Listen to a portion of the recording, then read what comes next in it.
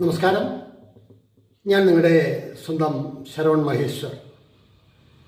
കൃഷ്ണശിലയായി എന്ന എൻ്റെ പരമ്പരയിലെ 346-ാമത്തെ എപ്പിസോഡാണിത്. ഇന്ന് ഞാൻ നിങ്ങളോട് പറയുന്നത് പ്രശസ്ത ചലച്ചിത്ര നടൻ സുധീഷിനെ കുറിച്ചിട്ടാണ്. നിരവധി ചിത്രങ്ങൾ, ഏകദേശം 150ഓളം ചിത്രങ്ങളിൽ അഭിനയിച്ചിട്ടുള്ള സുധീഷ് ബാലതാരമായിട്ടാണ് സിനിമാ രംഗത്ത് എത്തപ്പെട്ടത്. 1984 ആശംസകളോടെ എന്ന ചിത്രത്തിലൂടെ അരങ്ങേറ്റം. 1989 പുറത്തിറങ്ങിയ മമ്മൂട്ടി ചിത്രമായ മുദ്രയിലെ പ്രധാന കഥാപാത്രം.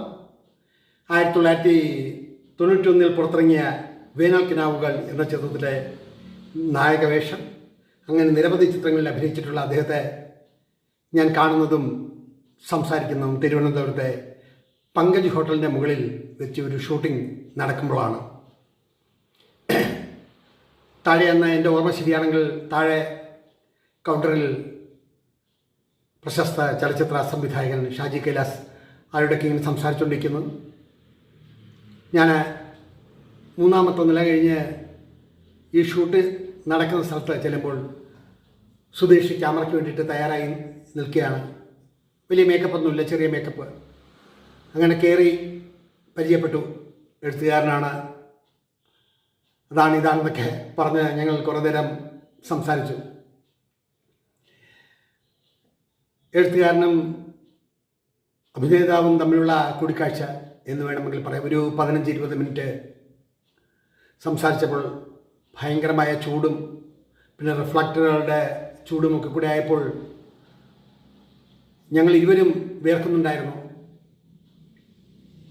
വലിയൊരു വാട്ടർ ടാങ്ക്, എൻ്റെ ഓർമ്മ ശരിയാണെങ്കിൽ ഒരു വാട്ടർ ടാങ്കിൻ്റെ ഇടയിൽ നിന്നുകൊണ്ട് ദൂരേക്ക് ഒരു റോഡ് സീനാണ്, നല്ല ഫ്രെയിംസ്.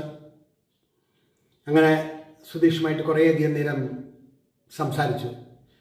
വശ്യമായ പുഞ്ചിരിയും നല്ല പെരുമാറ്റവും വളരെ വിനയാന്വിതനുമായി എനിക്ക് തോന്നി. വാക്കുകളിൽ ലാളിത്യം നിറഞ്ഞു തുളുമ്പിയിരുന്നു എന്നേ പറയേണ്ടൂ. എത്രയോ വർഷങ്ങളായി പിന്നെ ഞങ്ങൾ തമ്മിൽ നേരിൽ കാണാനും സംസാരിക്കാനും ഇടവന്നിട്ടില്ലെങ്കിലും ഒരിക്കൽ കീർത്തി ലോഡ്ജിൽ വെച്ചിട്ട് അദ്ദേഹത്തെ ഒന്ന് കണ്ടു എന്ന് മാത്രം. സംസാരിക്കാനൊന്നും കഴിഞ്ഞില്ല. പക്ഷേ ആ നടനെക്കുറിച്ചിട്ടാണ് ഞാൻ നിങ്ങളോട് പറയാൻ ഉദ്ദേശിക്കുന്നത്. പെരുമാറ്റത്തിൽ മുന്നിൽ നിൽക്കുന്നൊരു കലാകാരൻ.